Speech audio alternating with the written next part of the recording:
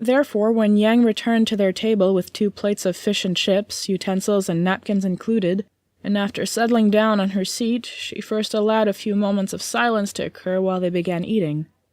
After taking another sip of her coffee, however, she said in a more serious tone, Blake, I want to let you know that I don't want you to feel shy about expressing your feelings. Blake met Yang's gaze, careful and pensive as she tilted her head a little, but remained quiet. I mean, I'm not totally dumb about this. I know strong emotions incite actions. You can't honestly tell me you don't struggle with any urges to show your affection. Yang paused, thinking. Automatically, her fingers began drumming on the table.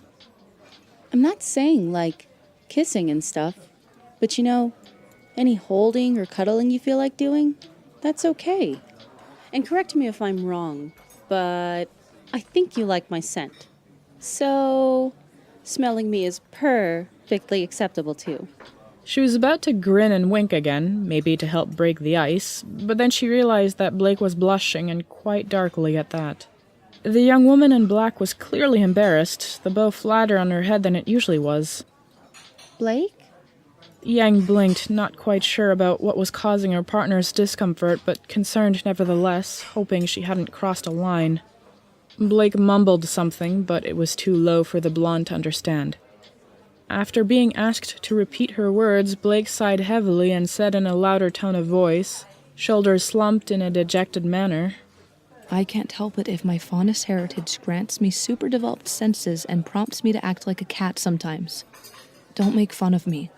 In that moment, it took all of Yang's willpower to not get up again and go hug her friend breathless whilst cooing at how cute Blake was.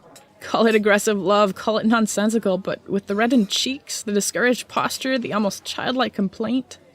Although being part feline, Blake looked like such a kicked puppy, it was nearly just as irresistible. Instead, the prankster took a fry from her plate and threw it lightly at the bookworm, effectively getting Blake's attention and a totally adorable confused frown along with it. I wasn't making fun of you. Your faunish traits are part of who you are, and I completely accept what's natural for you to do when it involves me. If you want to smell me, then smell me, whether it's because you enjoy it or if there's some other reason behind it. I don't even care. I'm like the last person who's going to think you're strange. If anything, I actually find it cute. And don't be afraid to tell me whatever crosses your mind, either. Her face was still a bit pink and her expression was still a bit confounded, but Blake eventually found the courage to meet Yang's lilac eyes. Are you sure? Seizing the opportunity, the girl in yellow was prompt to reply with a huge grin. I'm positive. Yang received a fry squarely to her forehead.